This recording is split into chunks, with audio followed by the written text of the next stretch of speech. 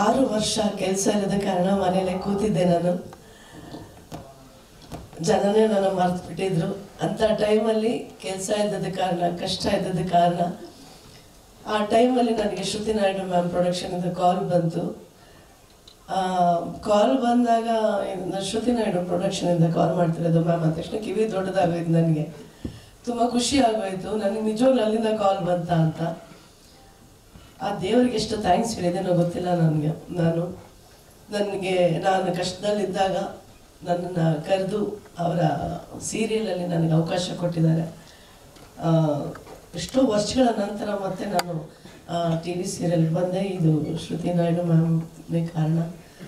ಅವರಿಗೆ ದೇವರು ಆಯುಷ್ಯ ಆರೋಗ್ಯ ಕೊಟ್ಟು ಕಾಪಾಡಲಿ. ಯಾಕೆಂದರೆ ನನ್ನಂಥ ಬಡ ಕಲಾವಿದೆ ಆಗಲಿ, ಹಿರಿಯ ಕಲಾವಿದೆಗಾಗಲಿ ಕೆಲಸ ಇಲ್ಲದ ಕಾರಣ ಕರೆದು ಕೆಲಸ ಕೊಟ್ಟಿದ್ದು ಅದು ನನ್ನ ಸೌಭಾಗ್ಯ ಅನ್ಕೋತೀನಿ.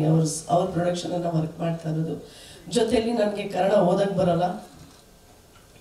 ಡೈಲಾಗ್ಸ್ ಕೊಟ್ಟಾಗ ರಮೇಶ್ ಸರ್ 1-2 ಸಲ ಹೇಳ್ತಾರೆ, ಅದನ್ನ ಕೇಳಿಸ್ಕೊಂಡು ಪಾತ್ರ ಮಾಡ್ತಾ ಇದ್ದೆ. ಚಿಕ್ಕ ಮಕ್ಕಳಿಗೆ ABCD ಹೇಳ್ಕೊಟ್ಟಾಗೆ ಹೇಳ್ಕೊಡ್ತಾರೆ. ನಾನು ಒಬ್ಬಳಿಗೆ ಅಲ್ಲ, ಪ್ರತಿಯೊಬ್ಬರು ಕಲಾವಿದರಿಗೂ ಅದೇ ಥರನೇ ಅವ್ರು ಹೇಳ್ಕೊಡ್ತಾರೆ.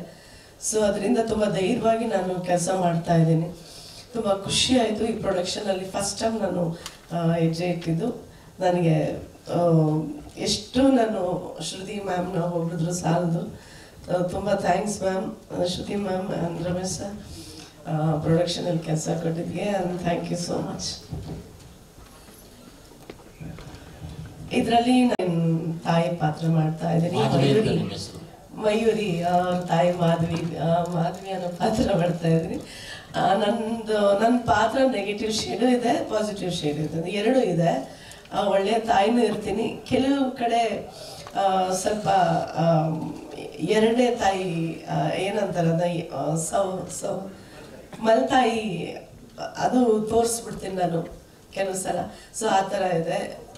ಮ್ಯಾಮ್ ಹೇಳಿದ್ದಾರೆ, ಈ ಪಾತ್ರ ನಿನ್ನನ್ನೆಲ್ಲೋ ಕರ್ಕೊಂಡು ಹೋಗುತ್ತೆ ರೇಖಮ್ಮ, ತುಂಬ ಚೆನ್ನಾಗಿ ಮಾಡ್ತಾ ಇದ್ದಾರೆ, ಆಲ್ ದಿ ಬೆಸ್ಟ್ ಅಂತ ಹೇಳಿದ್ದಾರೆ. ನೀವು ನನಗೆ ಆಶೀರ್ವಾದ ಮಾಡಿ ಈ ಸೀರಿಯಲಿಂದ ನನಗೆ ಯಾವಾಗಲೂ ಕೆಲಸ ಸಿಗಲಿ, ನನ್ನ ಪರಿವಾರನ ಸಾಕೋದಕ್ಕೆ ನನಗೊಂದು ದಾರಿ ಇದೊಂದು ಸೀರಿಯಲ್ ಅನ್ಕೋತೀನಿ ನಾನು. Thank you so much.